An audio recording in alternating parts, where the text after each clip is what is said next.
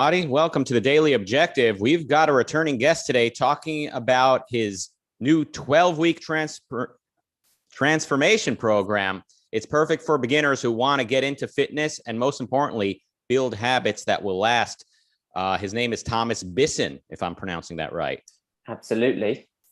Way better than Bison. And we've got a co-host today, workout extraordinaire. This is a guy who can't wait to grill our guest today, I'm sure. It's Nikos. It's quite fitting that last week in the book club, we talk about the book Atomic Habits. And the main message of the book is that the quality of your habits is the quality of your life, basically. And the action you take is based on your habits. And if you want to change your life, you have to change habits, you have to change working systems. So I'm also looking forward to hearing from Thomas. So let's jump in. Amazing. All right, Thomas, what's up with this? What's up with this program of yours? And can you relate it to the title of today's show, which is Motivation is Overrated? Absolutely. So I want to first off by saying that I personally used to be a complete motivational addict. Like when I first started training and getting into fitness, I had absolutely no knowledge, no understanding of what to do. So instead of actually doing research, I just filled myself with motivational videos and quotes, and then just threw myself into the gym thinking that everything's gonna stick and last. And the way I like to think of motivation and willpower is almost like a sandcastle. It looks great for a couple of moments, and then with every passing wave, it will gradually degrade slightly and slightly. Whereas your habits, they are the stone castle that will last for centuries and even lifetimes. And that's where I really started to focus on. You know, the biggest thing I realized was people try and change way too much, way too soon. They've got this motivation. They're excited to make change in their life because more often than not, they're unhappy with something that's going on or they're in pain. So when those things are going on, you're in big motivation levels to progress and move forward. The problem is people misdirect where that energy should be focused. And from what I've worked with, like when I've been working with my clients, especially over the pandemic, because I wasn't actually able to be in the room with them, like what people tended to start to do was got into the habit of seeing your personal trainer, and they were handing their responsibility of their own health onto me. And then it's almost like I'm getting fit by association. So when the pandemic kicked in and we were now on an online basis, it was my opportunity to hand that responsibility back and say, right, we're going to start things slower and we're going to pick a couple of habits that we want to build. And there are a few key fitness levers that if you pull, you're going to see the biggest change. So I know I've said a lot there in terms of. That makes a lot of sense. Motivation has a shelf life, you know, excitement, enthusiasm. It has an expiration date. So I guess it sounds like the idea is to get in the habit of doing certain things, sort of like rituals, sort of like healthy things that you do, whether you're in the mood to or not, whether you're excited about it or not, you get in the habit of doing it. And then you can focus whatever enthusiasm you do have on other things. Absolutely. I think the key message to take away from that is people drastically overestimate what they can achieve in 12 weeks and dramatically underestimate what they can do in 12 months, 12, like even especially 10 years. The longer the scope, it's just a crazy amount what you can actually achieve. Mm-hmm. Okay, so we don't want to get the program and the advice for free, but can you give us an estimate of how does building habits look like? So, for example, what type of habits are you talking about and how do you help people build them? So there are 4 key habits that will make the biggest difference to each person, regardless of where you are. These are the main areas to have to look at. So number one, there are 2 for exercise and 2 for nutrition. Number 1 for exercise is skill. It's doing lots of repetitions to practice techniques of exercises that are going to be the most effective for what you want. Now, bearing in mind, all of these exercises are going to be goal specific. So if you're like, for example, Nikos, if you gave me a goal, let's work with something more concrete. Bulking.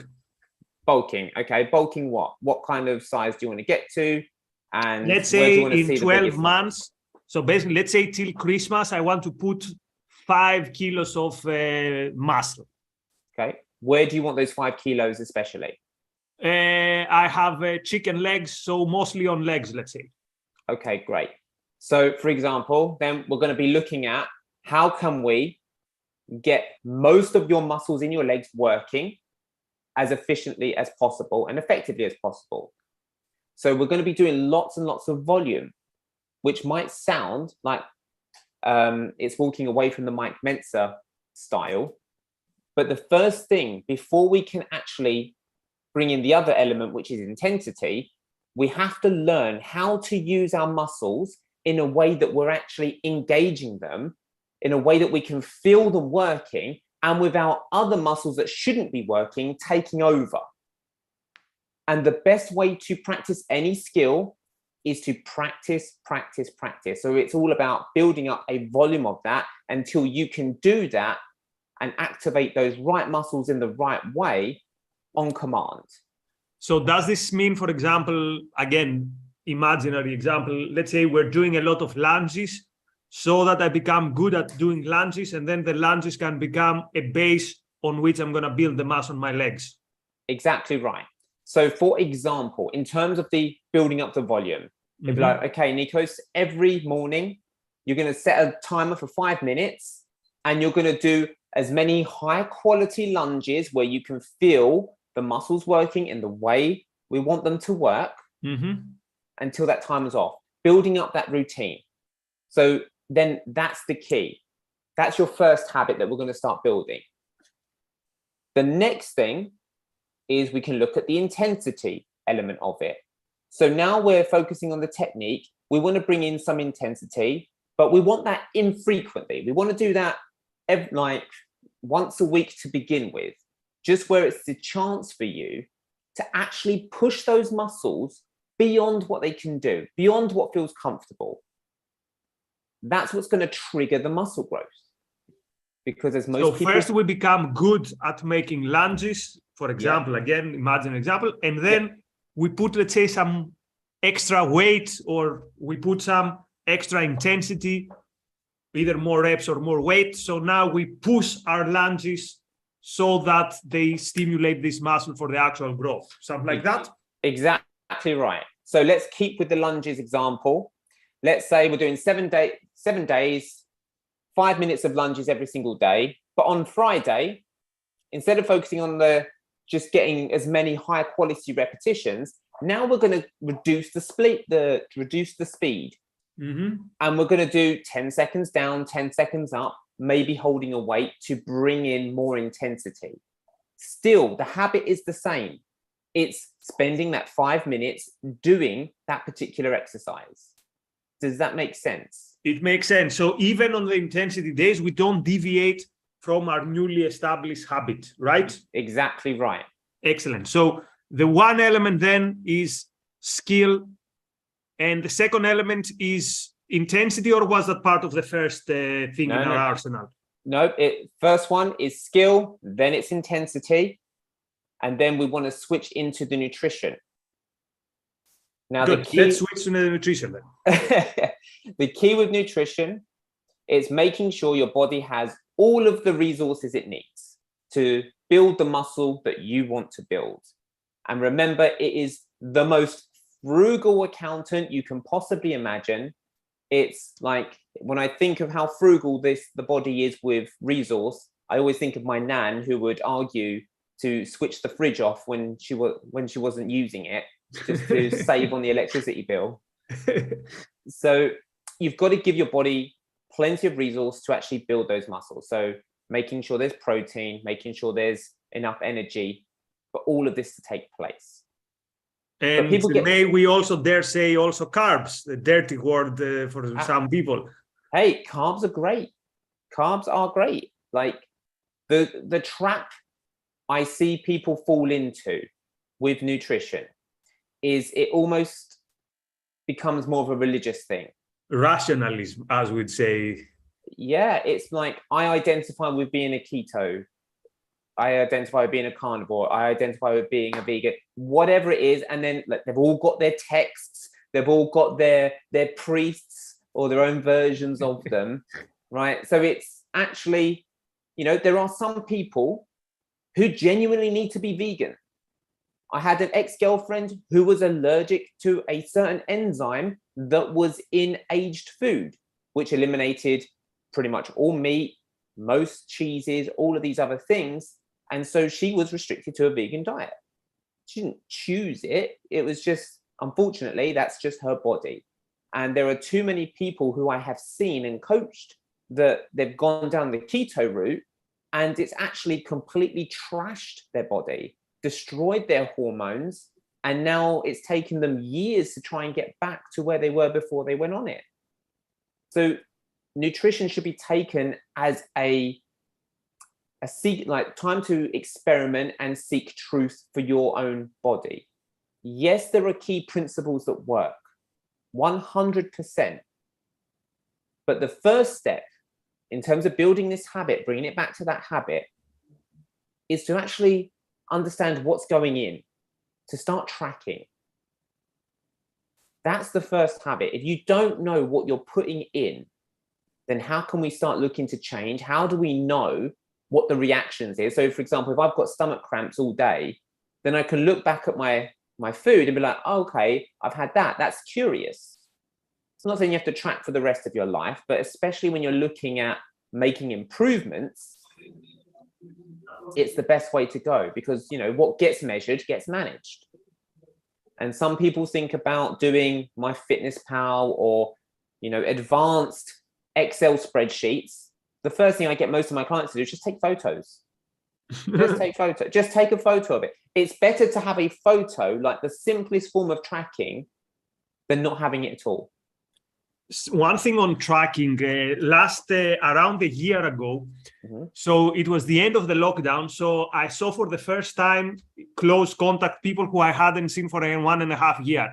So I lost a lot of weight during the lockdown due to the fact I changed my exercise, I changed the type of my diet, I was walking a lot.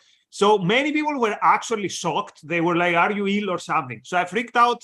I don't like me being skinny. Anyway, so I was like, I need to bulk. And I put on a target of something like 4,000 calories. It's unbelievable how difficult it is to actually get 4,000 calories. The only way you realize this is when you track. When, for example, you say, oh, I'm going to have this huge spaghetti and it's going to be 1,000 calories. You put everything on MyFitnessPal. Oh, it's 650. So when you think I'm eating a lot, why am I not gaining weight? Well, you're not eating a lot. And the only way you can do it is via tracking. But I've monopolized Thomas. So let's get back to Raga to see if he has any questions up to this point or comments. Yeah. Well, I do have a super chat from Jonathan Honig with $1.99. Thank you for that, Jonathan. If anyone has any questions or any sort of comments about this whole thing, we'd love to hear from you in the chat and especially the super chat.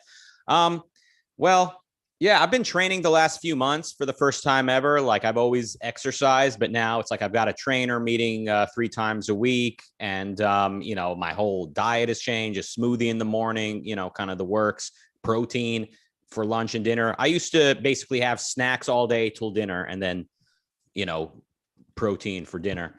So like everything's been different. And I actually injured myself of all things playing golf like 10 days ago, swinging a golf club, never played it before. And I think that movement sort of brought out this tightness beneath my right shoulder blade. And immediately the next day, my arm was hurting. And when I went back to the gym, basically the sort of warm-ups that I would do with the trainer would make the pain go away.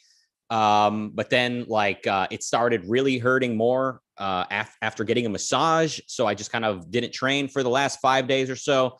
And when I wake up in the morning, it hurts really bad.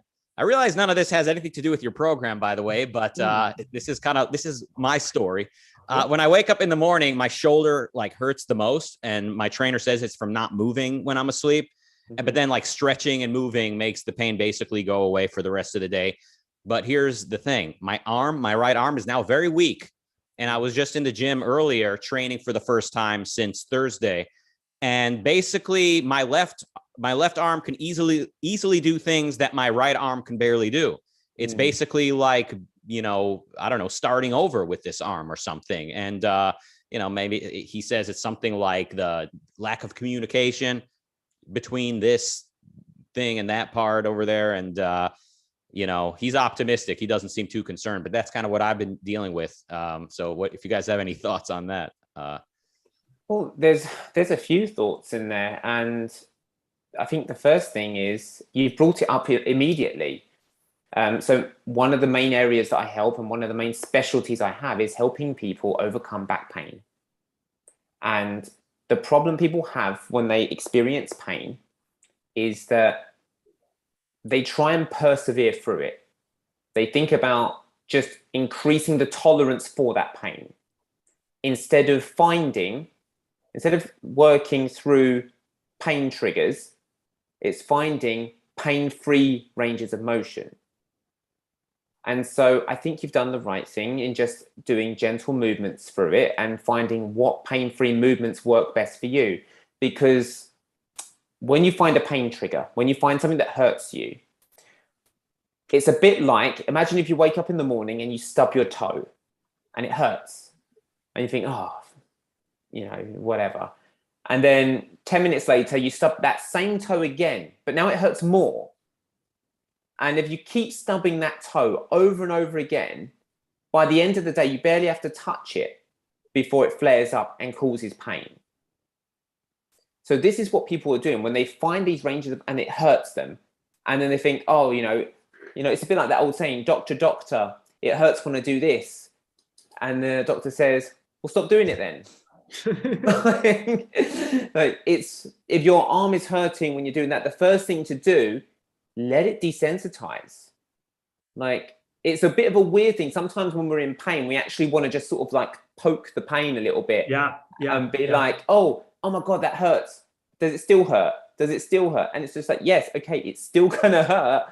Just let it chill out, work in a range that doesn't hurt, let it desensitize. And then once it's calmed down, then we can start looking at other things you can do and building upon it. Finding that pain-free range of movement, then building up exercise and strength through that. So I know you've not asked me a question here, Raka, but one of the things I would do is I would get your golf swing filmed. And I would take that to the trainer because it's the movement that's caused the problem. And then once you've identified that, then find out from that swing, where else is that coming up in your daily life? How many times are you repeating that pattern? Now, it could be something so simple like you're raising your shoulder and at the same time as you're twisting. Are you doing that in other areas of your life? So then you start looking at tracking again. We're pinpointing this tracking thing and saying, right, this is what's causing me a problem. How many times do I raise that shoulder and turn? I've taken something here and I've just kind of run with it. Does that make sense? Yeah, I think it does. And I'm definitely not going to swing a golf club for a while at least. But yeah, I'm wondering if maybe it wasn't the actual way I swung, but just the fact that I was moving that way for the first time ever, or in a very long time. Maybe that brought out problems that were already there, because I've had certain weird back pains on that side for a long time. And when you do something new, your body is, no matter how fit you think you are, your body shows you how many hidden muscles, let's say, you have. So last Tuesday, because I had a pain in my wrist, I did my whole boxing workout with kicks. So imagine 50 minutes, mostly what we call roundhouse kicks. My abs were burning for 4 days. And I thought I'm good in abs. I do my planks, I do crunches, whatever. And yet you do a new movement for a prolonged period of time, and suddenly you realize that you have muscles that are triggered by a particular mode of movement that we're not used to that movement. Or my coach was telling me he can have football players who they have 2 rounds of and the football player is exhausted, or he was in very intense fighting exercise, and then he would play football for 20 minutes and football would exhaust him. But let's go back to Thomas for the 4th pillar of his habit building. So you talked about skill, you talked about then intensity, you talk about tracking your food. So what is the 4th pillar, Thomas? The 4th pillar is rest and recovery. It's remembering that exercise is a destructive mechanism. It breaks the body down. That's the key thing. Build like muscle building, strength enhancing, speed, everything you can possibly imagine. They're defensive mechanisms. The body doesn't like using extreme amounts of energy. It wants to protect it in case of danger. It's that fight or flight signal. So your body stores energy in the muscles. And then imagine underneath that is an emergency store, which kicks in at like ultimate death mode. Like this is like, okay, I'm in a fight for my life. If you push the body to dip into those reserves, then it triggers that defensive mechanism that says, right, our emergency stores have been used. This was a close call. Let's not leave it so close next time. So the body starts producing all the hormones, getting everything ready to start building up. All of this can only take place when you're sleeping. And there are too many people who wear sleep deprivation as badges of honor and say, oh, you know, I did an all-nighter last night. I wrote, you know, I did 5 hours of writing. I did this, I did that. Or even doing lots of traveling around. It's just that, you know, I'm just go, go, go. It's all about prioritizing that sleep. And if you can't get the hours, then okay, we have to build routines in that are going to make sure that if you're only getting 4 hours of sleep, how can we make sure those 4 hours are the highest quality hours of sleep we can get? So few people know that the most important hours of sleep are between 11 p.m. and 3 a.m. So even if you had 4 hours at 11 and 3, if you had 1 and 5, for example, the effects on the whole body would be completely different based on your whole circadian rhythm. And I'm very aware that I'm saying lots of like technical terms here. This is very profound, and I understood it during Ocon. So within 2-3 nights in Ocon, I realized that for that week, I wouldn't have good sleep. 5-6 hours would be as good as it would get. So I thought, and this is due to overexcitement, everything else was good. So I thought, okay, how am I going to compensate for this? 1, be very, very careful with my diet. Don't eat things that you know that bring your energy levels down, like sugar and stuff. Go to bed early. So I'd rather sleep, as we said, from 11. So even if I wake up at 4, I have 2 more hours to try at least and sleep. And a good diet. So it's about making the adjustment and figuring things out. If you cannot reach the optimum level, at least don't say, oh, I cannot sleep, therefore I'm going to smoke, I'm going to drink. This is going to actually make it worse.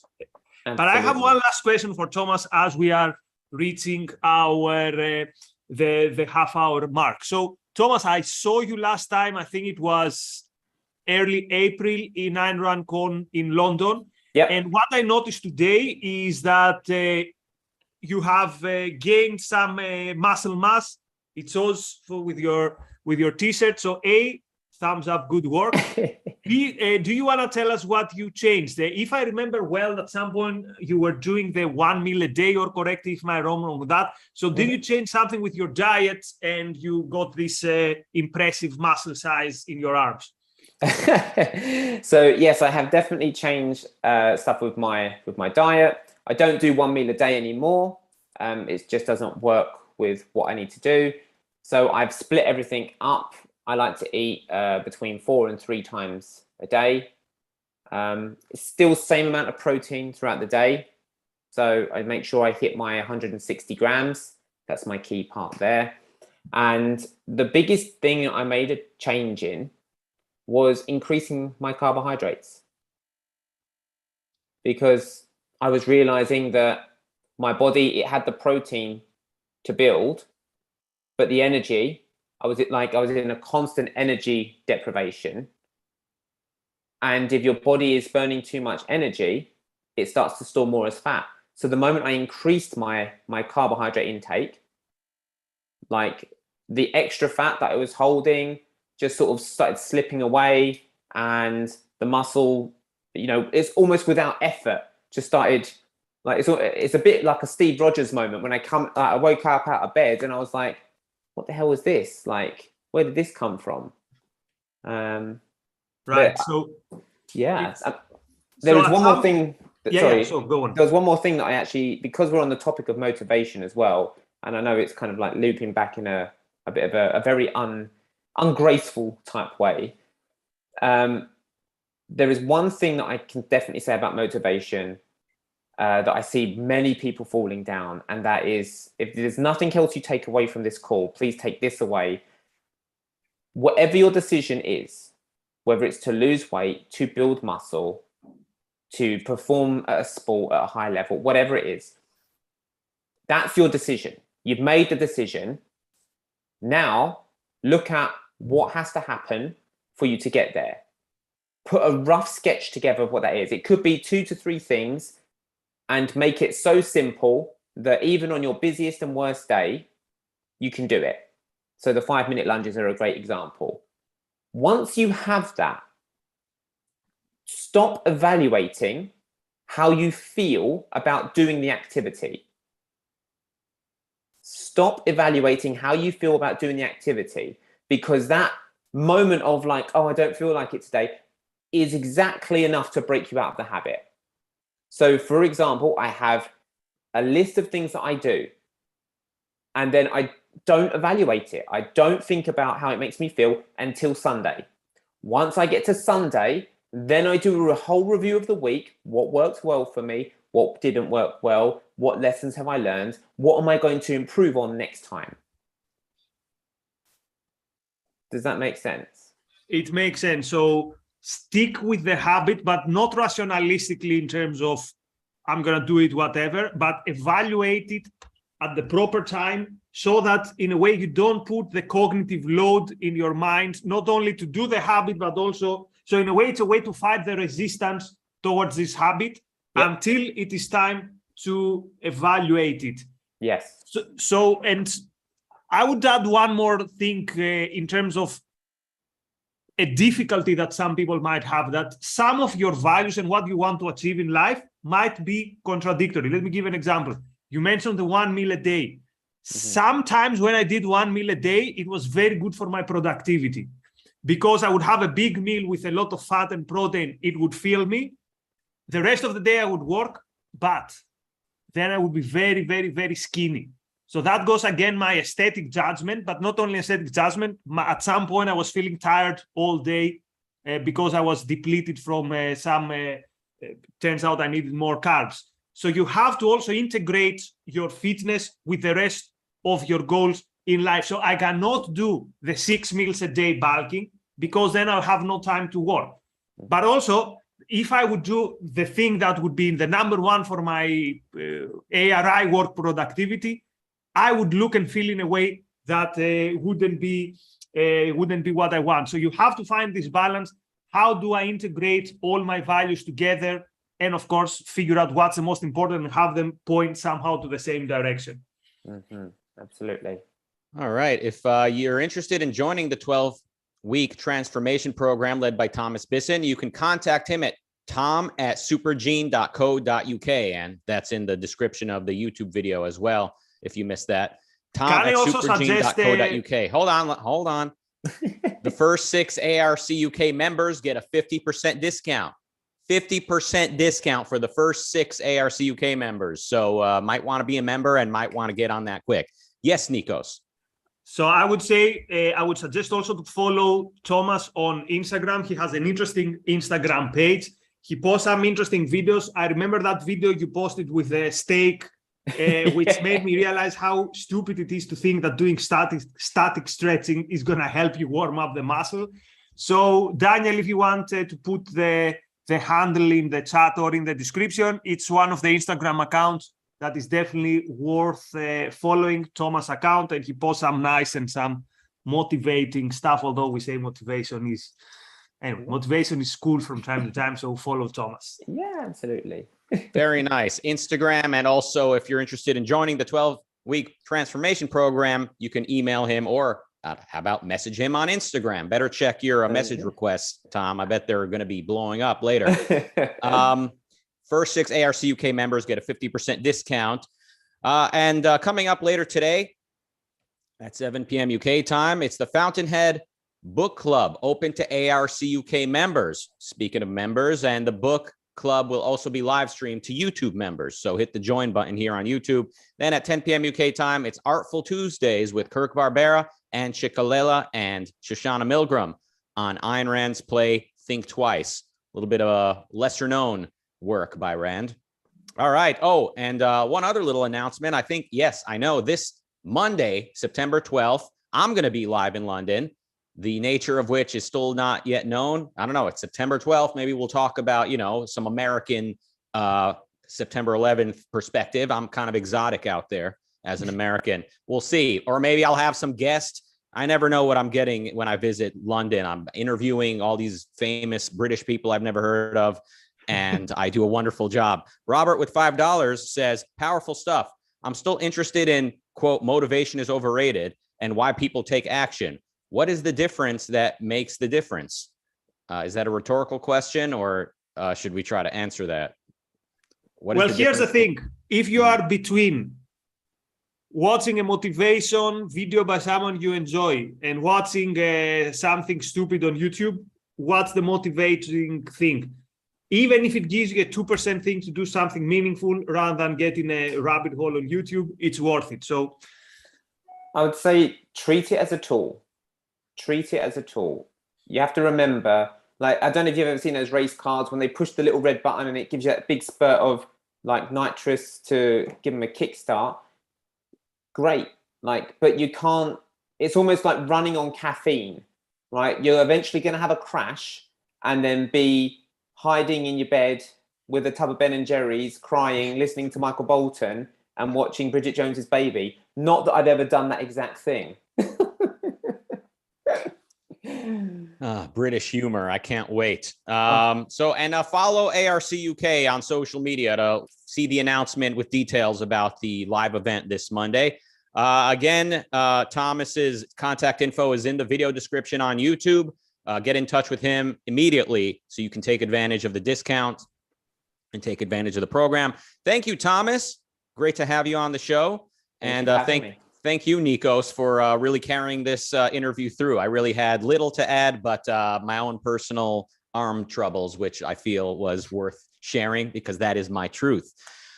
All right, everybody. We'll be back tomorrow for the Daily Objective. Thank you and goodbye.